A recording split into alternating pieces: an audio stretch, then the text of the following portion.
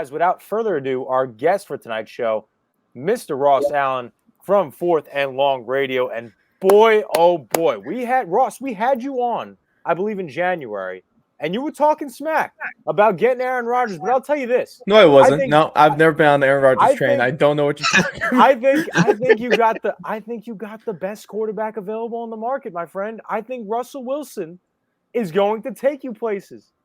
And I want to get your immediate reaction when you saw Russell. Well, tell me this, because the timeline of yesterday for a Broncos fan went from heightened happiness to pure depression to heightened happiness once again.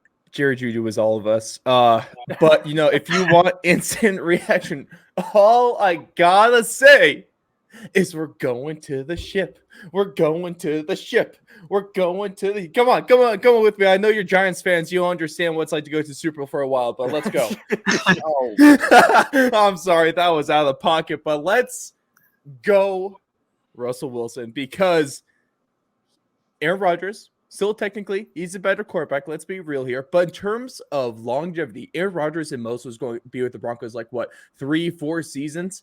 Russell Wilson could be that 8-year guy. I mean, it doesn't matter who you get. Russell Wilson, and to be honest, that trade was even horrible. 2 first, 2 second. Noah Fant isn't that bad of a loss. Drew Lock, obviously, not really a loss there.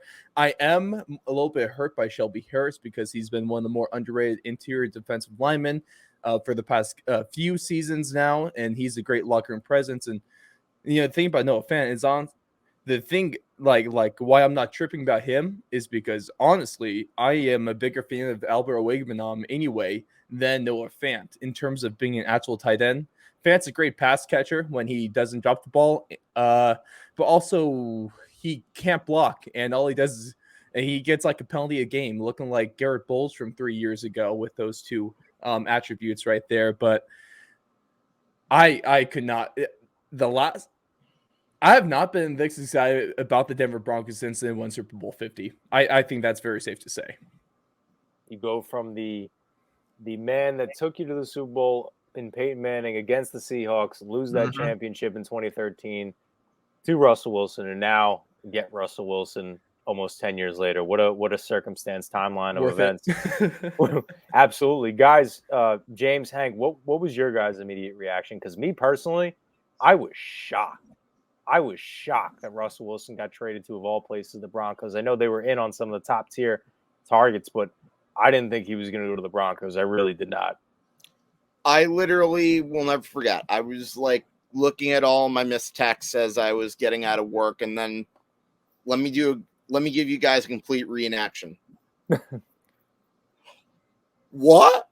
Yeah, there you go. And then when I went in and looked at the details about this trade, 2 first-rounders, 2 second-rounders, a 5th, and the 3 players you just mentioned. I'm sorry. The Broncos completely fleeced the Seahawks. Here comes George Patton. I don't care that they got rid of 2 first-round picks. You look at the way that Seattle has executed the draft, they have done a very poor job at selecting in the first round. And not to mention, the more important fact of the matter is the Denver Broncos have now their quarterback for the next 5 years. And you got a pretty damn good quarterback too, with a loaded set of weapons. There is no question in my mind that is a W for the Denver Broncos and then some. So my question is, my thoughts were, Pete Carroll, what are you doing? How are you still allowed to have a say in the personnel decisions? That's all I want to know. Unbelievable. James, your thoughts on the Russell Wilson trade? I first saw it as, well, when Aaron got picked up, I was like, all right, no, I feel bad for the Bronco fans, so yikes for them. And then I saw it, either our group chat go off or something on my watch, and I was like, wait, Russell to the Broncos? This has to be some fake news BS stuff that comes out. There was just a huge trade there was just, a big signing, supposedly a big signing with Rodgers, and now you got Russell to the Broncos. I'm like, this doesn't make sense. Russ is almost on the way out. The team wasn't going anywhere, but I'm like, you know what? It's not that bad for the Broncos. And then hearing about what the Broncos lost is honestly pretty much nothing. You gained you gained the experience in Russell Wilson. You gained already a developed quarterback where all you just need to do is just put him in your system and he should be fine. And he's played in that weather, so you're not coming from some warm weather state where it's like, oh, I don't know how to handle the cold or the altitude. I mean, isn't Seattle pretty not a high altitude, but not a nice place to necessarily play weather-wise. So, I mean, you're kind of coming from somewhat of a almost similar place. I think, honestly, Broncos are going to be good this year. They're going to be surprised. Like, they're going to be good because they got Russell now. But I think Russell is just going to take his game up. I think after we can all contest, when a player sits in an organization for a little bit too long, it kind of gets old, burnt out, a little worn and whatnot. By bringing him to Denver, you'll see a different side of Russell we haven't seen in a long time. No, I had the immediate reaction of this. I thought the NFC West for a long time was really, really awesome. This is probably and I've only been watching football closely for the last 10 plus years, maybe, but this is probably the best division I think I've ever seen. When you talk about the likes of seeing matchups between Russell Wilson and Patrick Mahomes 2 times a year, or Russell Wilson and Derek Carr 2 times a year, and Justin Herbert versus Russell Wilson 2 times a year, that competition is elite. And that's going to be one hell of a quarterback quadruple division for the next 5+ years, like Hank alluded to, because I don't think any of those guys are going anywhere as far as I'm concerned. But to talk about this trade individually, I think we've all come to the consensus that this was such an awful trade for the Seahawks. And I know, Ross, I know you talked about Shelby Harris and that being a loss, but he's 30 years old. I know he was one of your better pass rushers as well because he finished off the season last year with 6 sacks, and that was something that you guys didn't necessarily have with the absence of Bradley Chubb in and out throughout the season. Once you traded Vaughn, you didn't have that. Although I think Vaughn is going to make that return you were talking about probably 2 months ago. I think it's going to happen, but let's not get too hyped. But Russell Wilson to the Broncos is such a perfect fit. This might be the best team situation that he's ever had. And when you break it down, you might be saying to yourself, Kyle, what are you talking about? He went to the Super Bowl back-to-back years, had a great team. When you really break those teams down, they had really good run play and terrific defenses. They didn't have the greatest of O-lines, and they didn't have the greatest special core receiver players like this team has. This team has plenty of wide receivers, and each one of them can kill you on the field defensively. Like KJ Hamler, I am psyched to see him back. Cortland Sutton, psyched. Thank you. First off, I just want to interject because I'm so glad you mentioned KJ Hamler. So many people have forgotten about him. He's really going to – that dude, I mean, if you remember him at Penn State in the limited time we've seen him in the league, unfortunately, towards ACL early last year, that whole wide receiver core has the ability to take the roof off a defense. And I think Russell Wilson has a little bit of underrated arm power.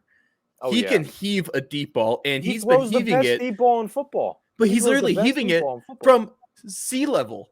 Now he's a mile above. He's going to throw that ball over the mountains, I swear, man. I'll tell you this. I'd say right now, set in stone, KJ Hamler, if he stays healthy, has the opportunity to become that Tyler Lockett that has been that case for the last 6-7 years with the Seahawks. That's how talented I think Russell Wilson and that connection will be. But now Javonte Williams, that O-line in Seattle was never the same after they traded Max Unger for Jimmy Graham. Now you have a talented offensive line in Denver. You have a new school offensive coordinator who's now your head coach in Nathaniel Hackett, who just came from a system with Matt LaFleur and Aaron Rodgers to now, leaving Seattle for Russell Wilson, leaving a Pete Carroll is a great coach, but on 68, 69 years old, I don't even know what's going to happen with him. I don't know if he's going to be around for a rebuild, to be quite honest with you guys. And then the defense, Ross, the way they were playing the second half of the season, they fixed that pass rush a little bit. That's a top 5 defense in football, hands down. The secondary, is legit. It's just a matter with health. And poor Vic Fangio, man. All he was praying for was a quarterback, and they finally did one 2 months after they traded for one. But this team, guys, my next question to you guys, where does this team, because like we talked about, one of the most talented team now because of what Russell Wilson heightens you to, where do you even rank them in the division amongst all these other great talents? We talk about the Kansas City Chiefs, Super Bowl champions, back-to-back AFC champions, AFC champions. We talk about Justin Herbert and the evolution of where they could go, especially with the cap space in which they have to work with this offseason. And Derek Carr, who I think through a lot of adversity last year proved a lot to a lot of people in the NFL. And to see what maybe a Josh McDaniels can do with that offense and a Patrick Graham, guys we know very familiar with Patrick Graham, can do with that defense that has been so putrid for the Raiders the last couple years. So where do you rank the Denver Broncos right now in their division and then as a whole in the AFC? Ross, I'll throw to you first.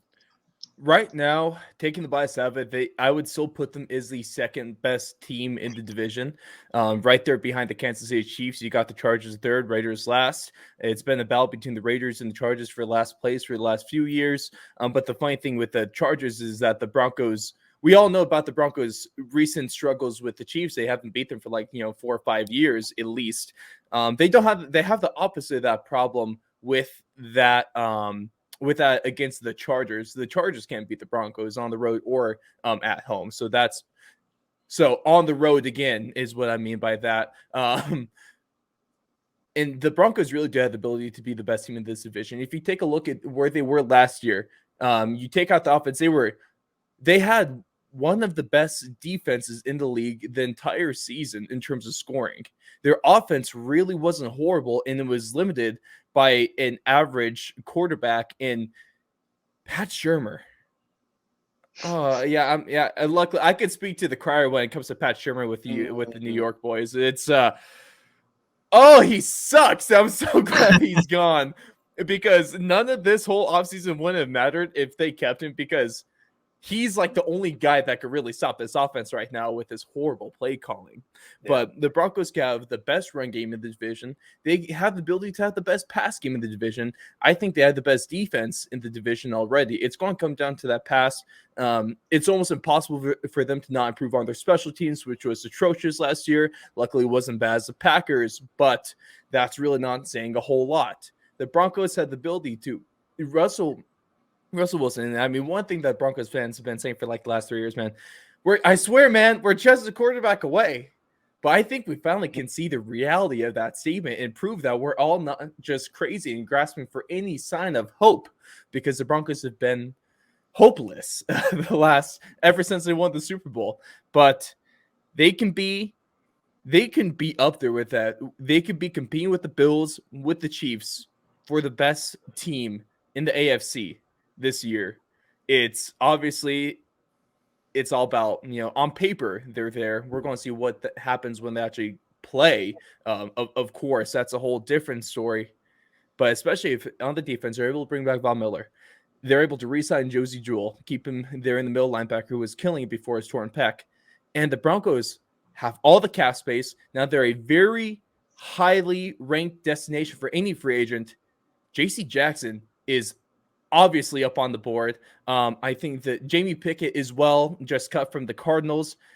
And hell, we might even see a Seahawks reunion with Bobby Wagner. The Broncos have the ability to do so. That would be sick. That would be sick. Wouldn't that be unreal? If you could bring back Vaughn and bring in Bobby too. That would be. That seems to be scary. What wouldn't be fair is if they probably won't be able to bring all three, but bring a J.C. Jackson, Von Miller, Bobby Wagner. That's fantasy. That's fantasy, but that might be better than the 2015 defense. I think you guys are okay at the corner because you got Surtain and you also got Darby, if I'm not mistaken. But if you bring Vaughn and Bobby in there, that's I don't care what people say. I don't care if they're over 30. That is filthy. That's filthy. That's like a Madden Ultimate Team right there. Yeah. But guys, where for James and Hank, where does this now put your perspective into how highly you look at this Denver Broncos team, not only in the division, but in the AFC as a whole? Because as we've alluded to numerous times now, all the talent in terms of quarterback play now lies in the AFC. There's really only two legit quarterbacks in the NFC as far as I'm concerned.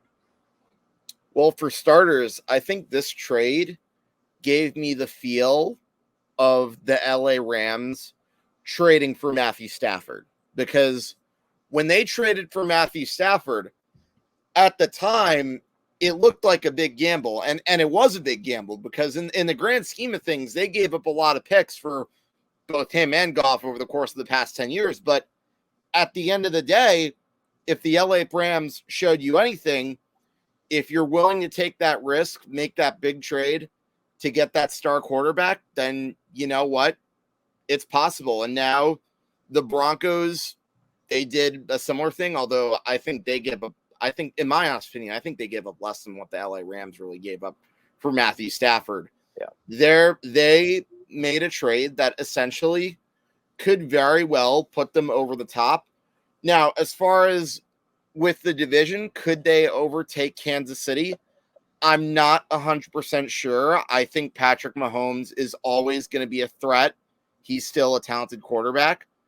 But with that being said, I don't think them competing with Kansas City is out of the question, nor is it out of the question if they go against, say, the Buffalo Bills and, and everybody else in the AFC. I think that now puts the Denver Broncos as an automatic team in the conversation for Super Bowl contenders and in an AFC that, quite frankly, is pretty loaded.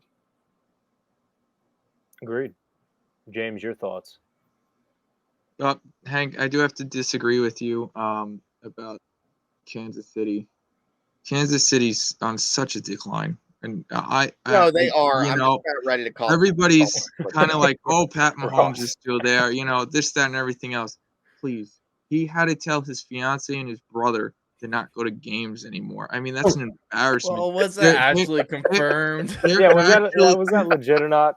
They're cap heavy where they won't be able to pay their star studs, wide receivers, defensive ends either this year or next year. So ultimately they're on a decline because Pat Mahomes has so much money. Deserved, but it's going to hurt him down the line. The Broncos they're a team that nobody's going to expect. Yeah, you got Russell Wilson, but nobody's going to expect anything major right away. We saw how Matthew Stafford turned the Rams around. I get that same vibe from it, but I do see that Matthew Stafford walked in. Ross, correct me if I'm wrong, but Matthew Stafford walked in with he had Kupp, he had Odell, he had Woods, and so we didn't have Odell right away, but yeah, but he had an abundance of top wide receivers, and he had some of the best defensive players in the game. Ross, if you guys add the Wagner, the Miller on back to your team, then you're going to be scary. But right now, I do think they're going to be a top contender, but they're going to be in some games fighting for a win or fighting for that top spot, just on how tough that division is alone at the moment. Well, of course. The funny thing, though, is that we can all agree the Broncos were not great last year, but they still played the Chiefs. They might have been bad games, but they still played the Chiefs close. Yeah. They played the Chiefs really close last year, which surprised everyone. They still lost, so, end of story. But if they were that bad, but played those close of games, I guess, football math is, it's not always a sure thing, but that gives me a lot of hope. And it was also with Pat Shurmur calling plays where you paid Cortland Sutton, a fantastic wide receiver, a lot of money, and then you go ahead and you put his hand in the dirt on the line of scrimmage. Freaking moron. I hate him. But that's besides the point. It's over. It's okay. Giant fans feel your pain about that guy. It's so bad. Like, I still can't get over that. Ross, it's over. It's over. Now brighter days ahead. Brighter days ahead. Thank you. But I got to stop thinking. Pat lives in my head rent free, and it sucks. I want to get to a bunch of comments here, and then I'll give my thoughts on the trade, what this means. Let's see. Let's jump to this one first. Noah Dodlin. Noah, thank you for always commenting, man. Noah's a consistent. He's almost like a guest at this point on our show, typing in the chat the way that he does on a consistent level from 7 to 9 every Wednesday night. Imagine being Derek Carr, who's no scrub by any means and still the worst quarterback in the division. Yeah, it's tough. It's tough for Raiders and Raiders fans. If anybody's been through more treacherous and torturous times than Dallas Cowboys fans, it's definitely the Raiders. Yeah. Definitely Raider fans. Tom Scavetta. Noah, to be fair, you currently have the best quarterback in the NFC South. Congratulations on that. I think he's talking about Noah's Matt Ryan. Noah's a Falcons fan. Yeah. Tom, you're not wrong, but that is a lower bar than a game of limbo between a colony of ants. I love Noah's the best, man. He's great. He's the best. They were third in points allowed last season. Russ, with those skills, would be a playoff team, no doubt. Even if they finish third in the division, they should still be a wild card team. Depends if the Chargers get their head out of their ass and stop wasting Herbert or not. Pat Shurmur makes Dan Quinn look like Bill Parcells. If Denver doesn't easily have a top 5, top 10 offense next year, something is very, very wrong. And this is where I kind of agreed with Noah. I said it earlier. I got to be honest. People joke about Denver missing out on Rodgers, but I'd take Wilson at this point over Rodgers solely because of the age difference. Yep. I'd say that 100% true. Mm-hmm. And guys, my thoughts about where Denver ranks right now, and James, I understand where you're coming from with adding the defensive pieces and being scary. This is where my mindset is at. What we saw last year out of probably I don't want to say the competent teams within the AFC West, but when you look at each team, right, break them down, the Chargers, they were great offensively, and like Noah alluded to, kind of wasting a Herbert. Their defense is so bad. They have the money to make it better. They have the money to make it better. And they have the draft picks to make it better. But it was so bad, I don't know if you can turn that around in one offseason. And along with the fact that if you saw in games, late in games especially, even though their defense was terrible, they weren't losing games because of that. It was because Brandon Staley was playing horrible play calling down the stretch and losing them games. Who knows if that's going to change? Especially in a division like this, you can't afford to be making those same play calls. Yeah. You look at the Raiders, I think they're a great team. I think they have a lot of work to do. They need a lot of number one receivers. They need a whole revamp on the offensive line. That whole defense needs a whole touch-up completely, and I don't think you do that one offseason. And now you break it down to the Chiefs and the Broncos. You look at the Chiefs right now, that front 4, front 7 is really nice on the defense. And James, like you alluded to, a lot of money in that offense. We understand that. But where I'm looking at, and this is where I think it's an asset to the Denver Broncos and why I think that, again, where I agree with Ross that the Chiefs, until being dethroned, will be the number 1 in the AFC West, is that, like we've all talked about, Russell Wilson has one of the best deep balls in the league, and the Kansas City Chiefs have no secondary. Tyrann Mathieu is gone. Javarius Ward is gone. Who do they got out there in that secondary right now? You got Daniel Sorensen, who got gashed numerous times throughout the season, last couple years. You have nobody. I think they just signed Casper the Friendly Ghost. Point being, you have nobody out there. The biggest question with me in this Denver team, which a lot of people I don't think are highlighting, because like Ross, you alluded to, on paper, it's a beautiful scheme of things. I think that it could translate very nicely and maybe even have the high hopes of overtopping a Kansas City Chiefs. My biggest concern is this, is that every receiver that they have that everybody talks in such high regard are some of the most injury-prone players in the entire NFL. They're never healthy. Now they got a quarterback now that has never been historically hurt, with really the exception of last season, which was, even when he was hurt, diagnosed with an 8-week injury, came back after 3-4 weeks. That's just Russell Wilson. Love that you got him as a quarterback. Wish something like that for the Giants, but another story, another day. But they got to be healthy first. You could have all the great weapons in the world. If anything, we've seen as Giants fans, we've had some fantasy ranked offenses before on paper.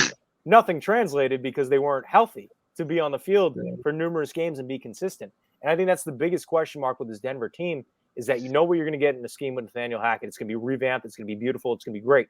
Russell Wilson should show up every game to play like it's his last. That's just the skilled competitor inside him. Javonte Williams, Ross, every single time that we have had you on, I have highlighted Javonte Williams because I think he is one of the better up-and-coming backs in the NFL. He's a bowling ball and trucks over people. He's like an A.J. Dillon that I think you could give him number 1 running back snaps.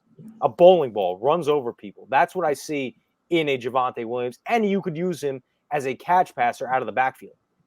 You just have to – if you could tell me that these weapons are healthy right now, I would tell you this. I would say right here and now that the Broncos are going to win that division.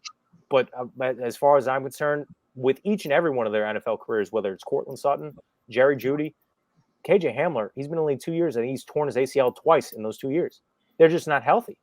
And that's the biggest question mark with this Denver team right here and now. But I love this trade for the Denver Broncos because they got this solidified quarterback. No more Brock Osweiler. No more Paxton Lynch. No more Drew Lock. No more Teddy Bridgewater, who I like a lot. But Russell freaking Wilson. No more Trevor Siemian.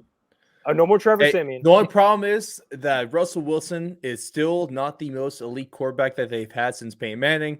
Because, of course, that goes to the everlasting Joe Flacco. The most elite quarterback. I forgot that they had Joe Flacco. And Joe Flacco. Case Keenum. Don't forget about Case Keenum. I forgot about Case Keenum that 1 year stint. They also had what's the dude that played for the Jets, ate the hot dog? Man, why can't I remember his name right now? Ate the hot dog. Mark Sanchez? Mark Sanchez, that's the one. Mark Sanchez? Yeah, he got in trouble. You remember, he got in trouble for eating a hot dog on the sideline? Well, to be clear, to get this all out and sum it all up, it's been a rough 6-7 years in terms of quarterback play in the Denver Broncos organization. But Ross, I think we could both say that problem has been solved. I think so. I think the Broncos have handed the reins of the true quarterback carousel to the Indianapolis Colts. Congrats, guys. Have fun in purgatory where nothing good will ever happen. Ross, we got a question earlier from Tom, and I wanted to pull it up after we kind of highlighted the conversation, some of the main points, but just some specific stuff to get into. Tom wanted to ask, discuss the pairing of Russell Wilson and Hackett now. What do you expect to see out of this tandem now? Again, we've only really seen an older system with a Pete Carroll. Now you jump to a 45-year-old, 46-year-old, new up-and-coming offensive talent that's now your head coach. Well, what do you expect to see out of this tandem? I expect greatness, man. I really do. This is such a – if Russell Wilson was going to go to any team in the league, the Broncos are the place to go when it comes to supporting cast, when it comes to the defense opposite of him, when it comes to the coaching staff in this scheme.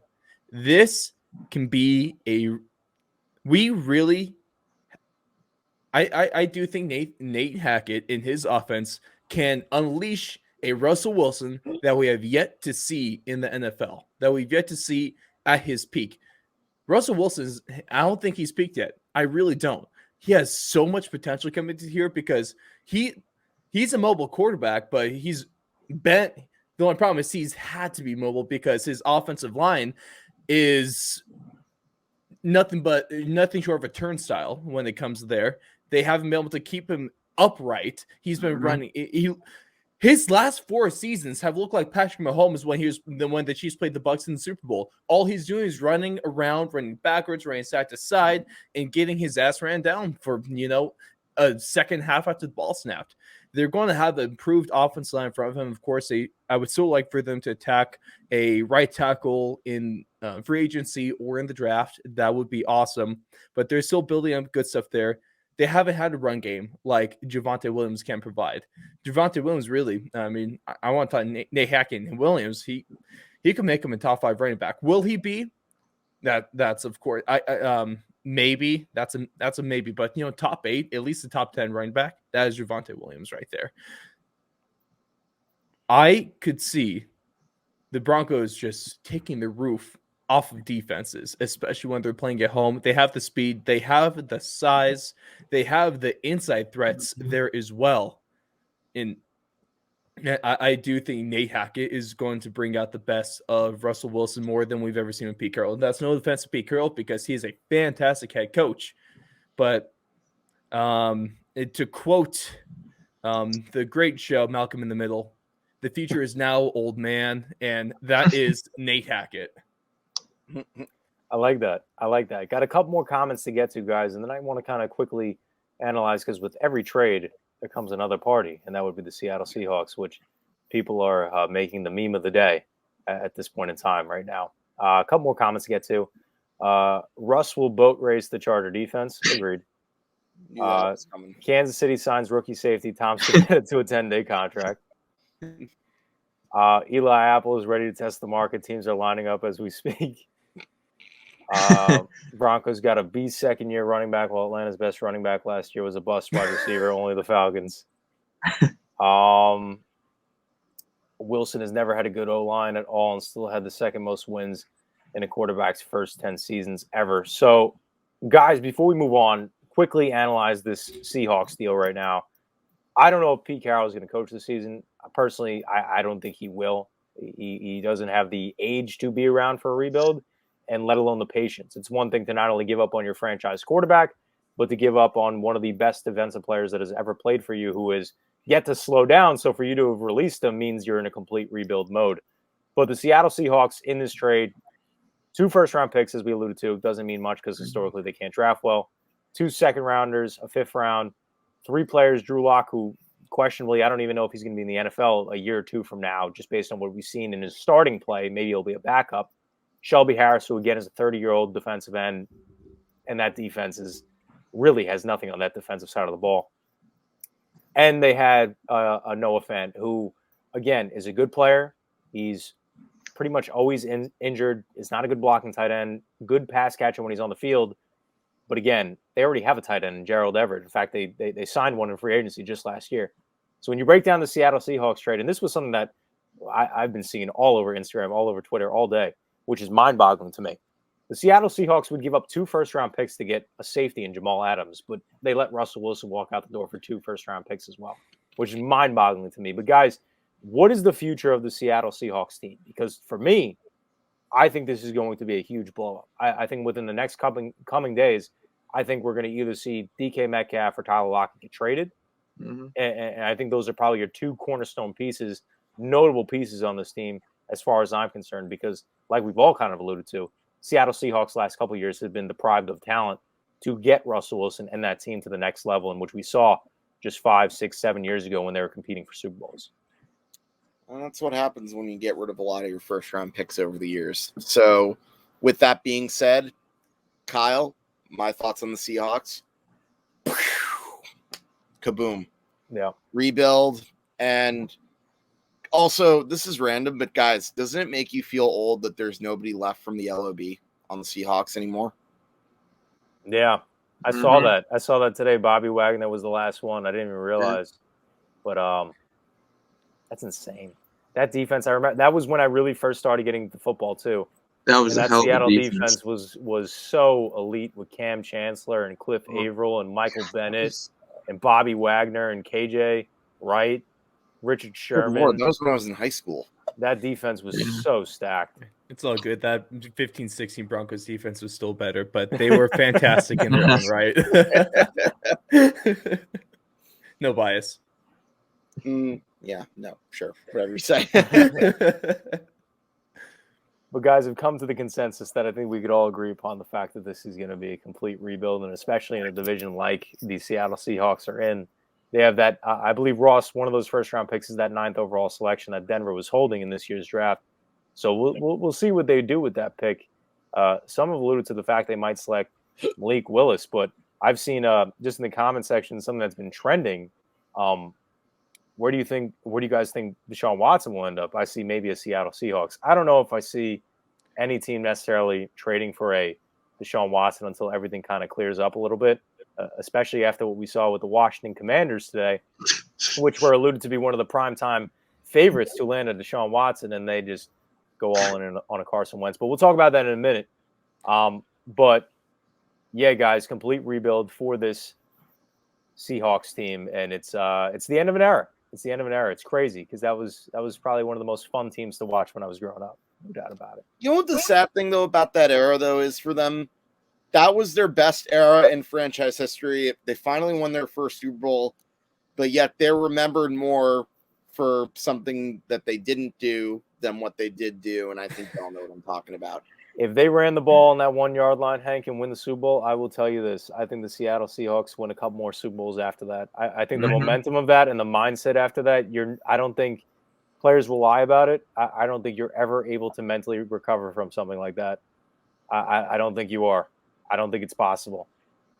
I think that's one of the most historically notable plays in NFL history, and it's because that was the ultimate demise of an entire franchise, really.